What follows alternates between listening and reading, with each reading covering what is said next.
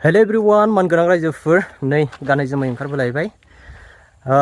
आं दिनैहाय मोनसे जायगायाव थांनो ओंखारदों आरो ना दा जितु आसाम सरकार आरो भारत सरकारा 6 जनजातिनो एसटि होनो नागिरनायनि मोनसे प्रटेक्शन सोलिबाय दं नङा होमबा जायगा लायै जायगा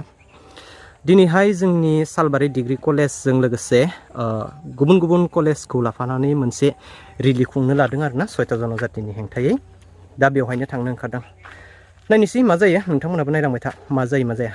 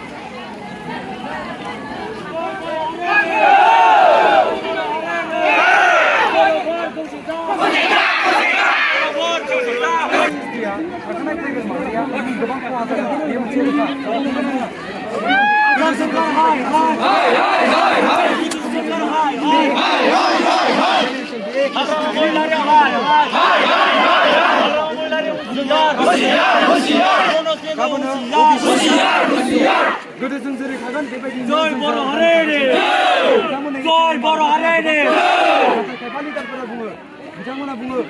बिथांमोननि एसटि होयोब्ला जोंहा थाखानाय एसटिआ जेबो खहा जाया नाथाय खहा जायो नंगौना नङा डेफिनेटलि खहा जायो जोंहा मा खहा जायो जोंनि माखासे जबनि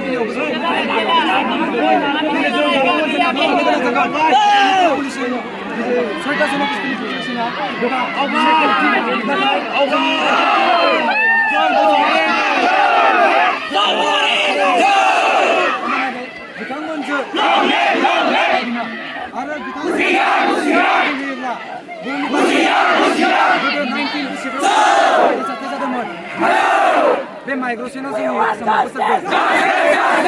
एसटि होनाय लोगो लोगोनो वेस्ट बेंगल बबेबा झारखन्ड बबेबा तेलेंगाना बिथांनि बे माइग्रेशन जानाया नाथाय बे जोंनि आसाम जोंनि हादराव जों जोनोम मोनदों आसाम रायजोआव बे खन्द'आव जों मालाबाबो जों एसटिखौ होनो हाया नंगौना नङा बेनि थाखाय जों खुदिसारदों जेब्ला बुहुमाव थानाय बर'सा खौसे जा ट्राइबेल माहारिफोरा जेब्लाबो आरो मोनसे रोखा बेखौ मोनसे रोखा जे एसटि होनो नागिरदों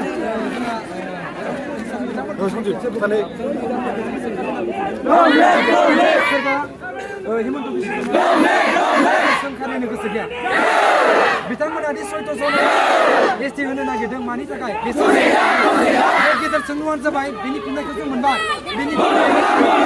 बिथांमोना गावबा गावनि पलिटिकेल लाभानि थाखायल' एसटिखौ होगोन होननानै बिथांमोना खुगा खुलिदों नाथाय मानो बिनि थाखायनो 6 जन बिथांमोना पलिटिकेल राजखान्थिनि